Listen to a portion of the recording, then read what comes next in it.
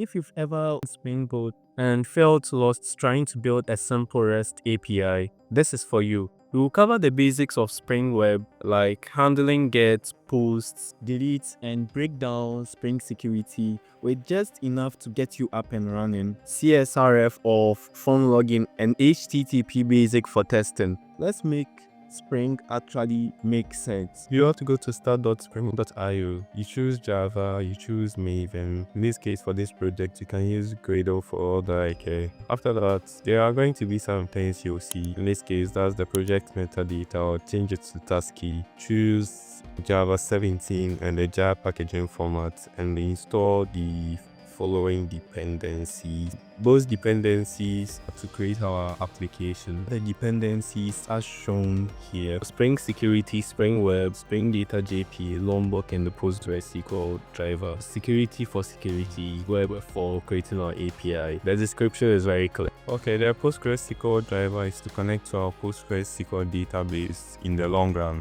You have to extract the zip file that we created using Spring Initializer. On Windows, you go to your Explorer, extract the file, and you open it. You go to your favorite ID of choice. In this case, I'm using Visual Studio Code. You can use any ID of your choice. With Visual Studio Code, make sure that you install the extension pack of Java for Java from Microsoft. But this is the extension pack, you know it. If you're a Visual Studio Code user, I'll go to Oracle's official website. So you type JDK or Java Development Kit on your browser. It leads you to the official website to download it. You have to go there to download it. I already have it installed, but you follow the installation process on your platform. Also on PostgreSQL, to go to the official website, Windows, you follow the instruction to install it. Then next, depending on your distro, the installation process will be different. And Mac OS 2, you follow the installation process for each platform. Okay, go back to your ID if you've installed all these softwares. As I said, the installation process is going to be different for your platform. Make sure the extension pack for Java is installed. Please, I beg you. Now, with that in mind, this is the folder structure we are going to explore. The folder structure is quite clear and straightforward. You have a main folder, you have a resource folder, you also have the test folder. The main folder is where your code base will reside. The resources folder is to just store your assets, any important assets or reusable stuff that you want to use, you store it there. Then also the test folder is for testing. If you want to have unit testing or integration testing in your application so that your code doesn't fail in production, use the test folder for all of that. The most important file that you need to know is the application.properties file. As for that file, this is where you configure basically your application. I'm going to click on it. This to manage any dependencies on your application, their default behavior. That's what this application.properties file is all about. First of all, we have to know the database URL. Copy this URL. The database name, that's the TaskyDB. I'll show you how to create a database later on. Where driver to connect to the database is that dependency .xml file. For a database, you need your username. In this case, mostly by default in Postgres is going to be Postgres. That's what I'm using for. There are ways in which you can change that. That's what I'm using. Then password is your database password. When you install Postgres, the password that you set, that's what you're going to use here. In this case, mine is called Lucius. The comment here is for JPA property. DDLO, to what it means is whenever we restart our application, any changes that we make in our Java code is going to reflect immediately in our database. That's what JPA will do. If you don't know Spring Data JPA, it is a way in which you convert your Java class code in database. Here's what updates, how it works. Another step too you need to pay close attention to is this configuration name. This configuration name shows the SQL JPA generates,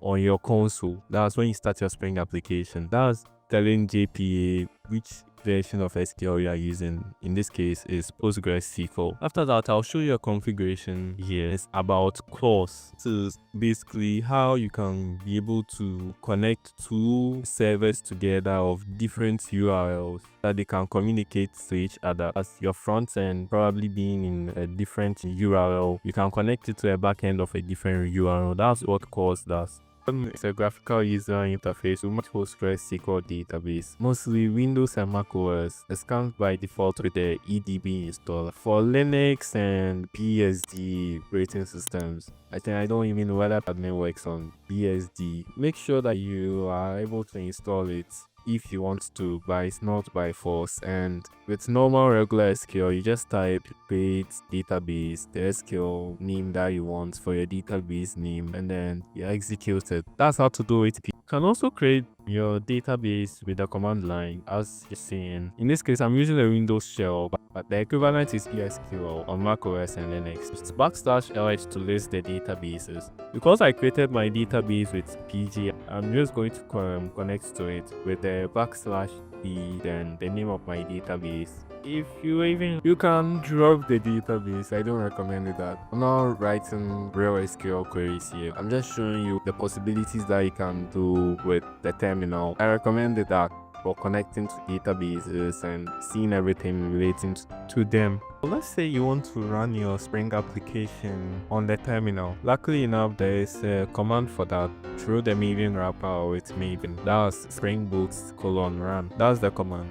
Let's say you run this command and you got an error. That means probably you didn't configure something right, especially the database setup. If not, everything should run perfectly. A certain message on the log about a password is going to be some random Friday. Copy, please copy, and I'll show you why it should. By default, I told you hash to copy it, paste it in. But you're going to get an error with it, but you don't have any ADI info. That's what we are doing here. At the same time too, the login form we saw was from Spring Security. Now this is a very key tool for building web applications. It's very important. I'm going to create a folder called controller. When I create this folder, I'm going to also create a file called product controller.java.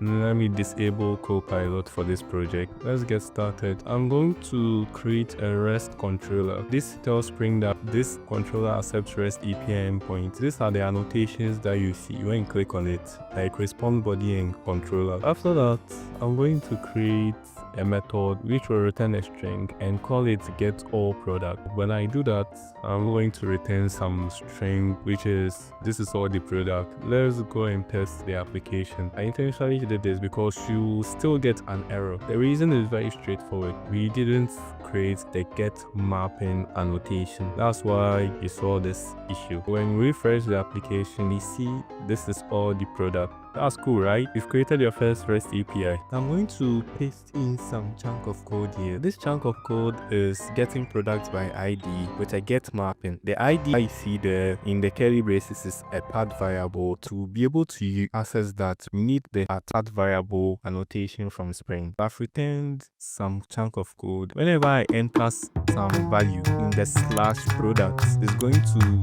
show what value I there. I'm going to copy the password because of Spring Security. When I click on sign in, we are going to get the path variable ID. In this case, I typed 4. That's why you see 4 there. This is what path variables are. They are using as filter and getting the product by ID or something. I type that here and it's got an error because the path variable data type is different from a long. It's not a long data type. This is what path variables in a nutshell. I'm going to use the post mapping annotation here with products. In a sense, in order to create accepting information, you will most likely be using a post request. I'm creating a method called getProducts. The request body there is the content that will be received to your API. The return there is to return an output, process something and you return the output. I'm going to the application or properties file to configure some things on Spring Security.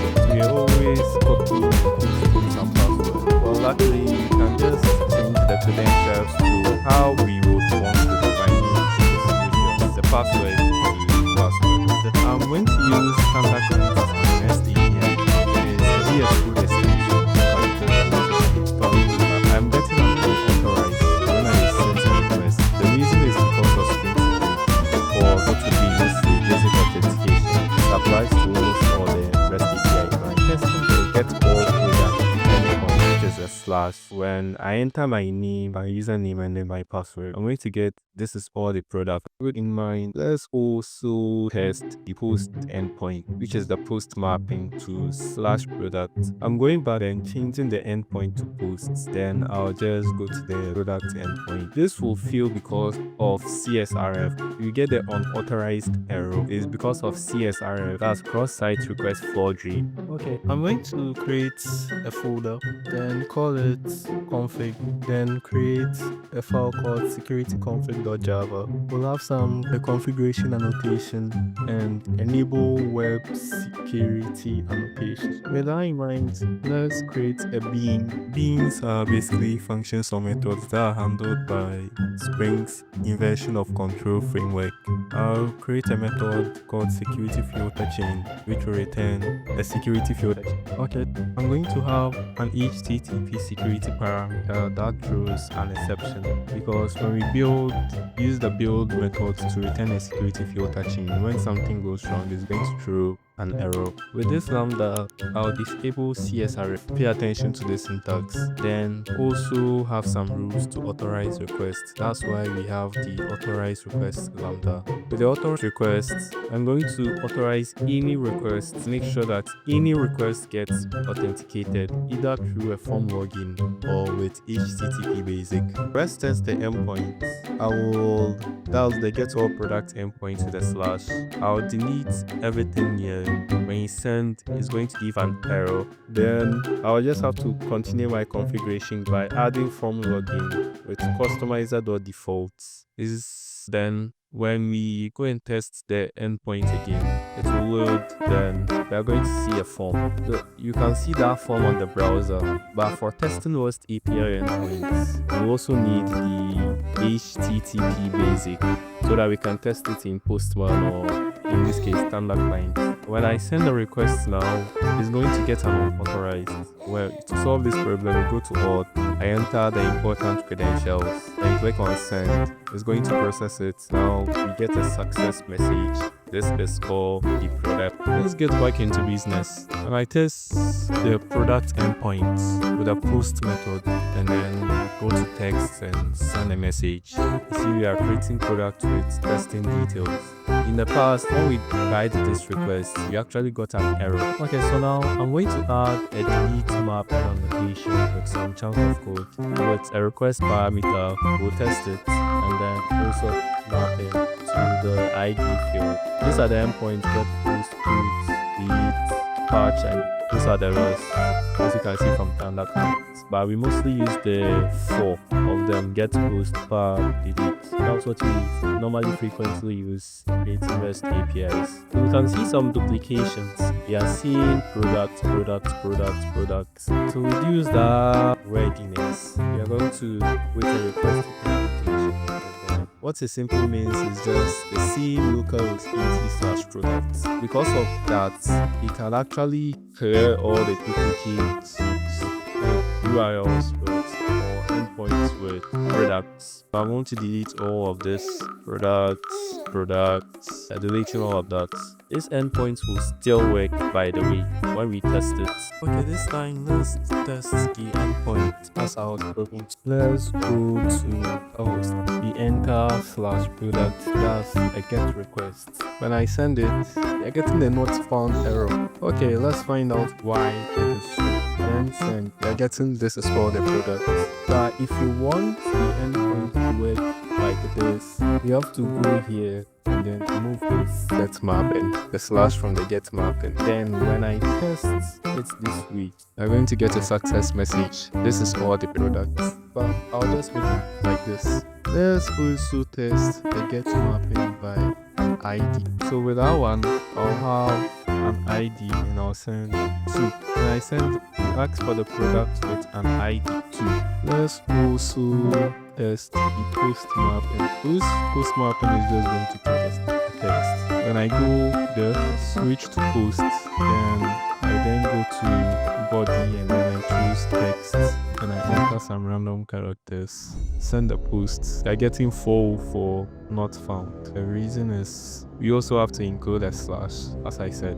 When I do that, you can see over here, let's send the error. I see you are creating product with the details JJJ. Equally, the same thing too applies for the delete mapping. This delete mapping is going to have a request parameter. This is what request parameters are about.